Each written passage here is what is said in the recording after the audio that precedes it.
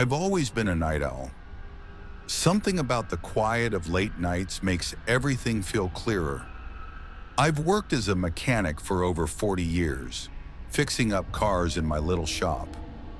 I live alone in a big house on the edge of town, just me and my dog Jax. The house is too big for one person, but I never had the heart to leave after my wife Evelyn passed away.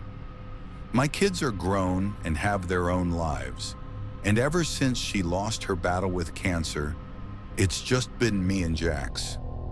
One night, after a long day in the shop, I decided to take a walk around my property. It's a habit I've had for years, just one lap around the yard to clear my head. The air was cool, and Jax trotted beside me, his nails clicking against the gravel. I've done this walk hundreds of times, but that night, something felt off. As I rounded the back of the house, my eyes drifted upward to the second-floor window, Evelyn's old sewing room. Just for a second, I thought I saw movement. I stopped cold, staring up at the dark glass. No one should be in there. I hadn't set foot in that room since she passed away. A chill ran through me, but more than fear, I felt anger. If someone was in my house, they had no idea whose home they were messing with. I rushed inside, my heart pounding, and took the stairs two at a time. When I pushed the door open, the room was empty, just as I had left it. Everything was still covered in dust, her old fabric stacked neatly on the shelf. I searched every corner, checked the closets, even looked under the antique desk. Nothing. I stood there for a while, feeling like a fool, but I couldn't shake the feeling that something had been there. The next night, Jax woke me up growling. He's not the type to bark at nothing. I sat up and listened.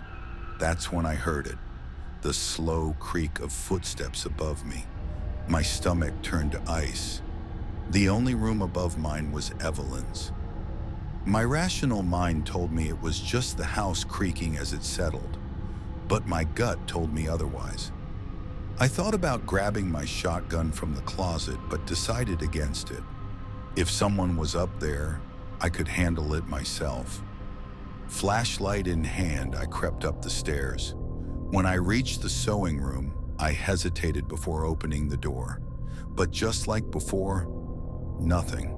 No sign of disturbance. Everything was exactly as I had left it.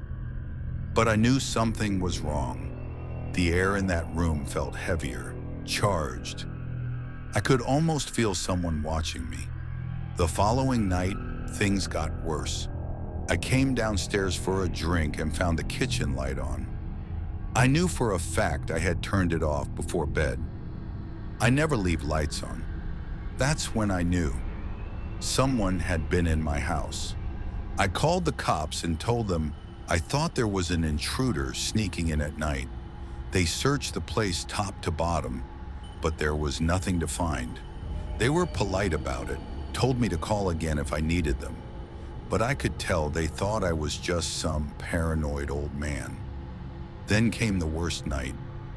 I couldn't sleep, so I decided to check the sewing room again, just to put my mind at ease. But when I pushed open the door, my breath caught in my throat. The room was in shambles.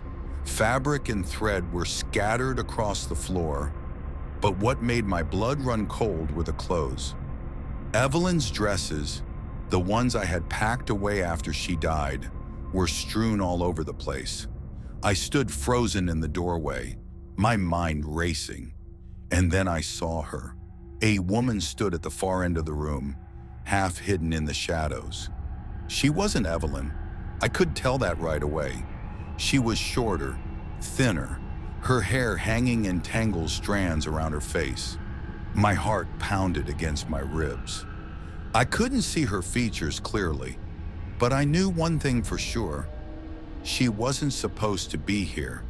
Without thinking, I lunged forward. She bolted, sprinting past me and down the stairs. By the time I made it outside, she was gone. Jax barked and sniffed at the air, but there was no trace of her. For months after that, I barely slept. Every creak in the house set my nerves on edge. I kept my shotgun loaded beside my bed, convinced I'd need it one night. I even considered asking my brother to come stay with me, but I wasn't about to let fear turn me into a helpless old man. I was raised to handle my own problems, but the terror didn't end. One evening, as I sat in my living room, I noticed something through the window. A figure, standing just beyond the porch, staring at me. My blood ran cold. It was her. For a second, neither of us moved. Then slowly, she took a step forward. That was enough for me. I grabbed my shotgun and ran outside, Jax close behind. I fired a warning shot into the air, hoping to scare her off. She didn't scream, didn't react. She just turned and vanished into the darkness. I haven't seen her since, but I know she'll return. I don't know who she is or what she wants, but I do know one thing. This house isn't just mine anymore, and I don't think she's planning on leaving.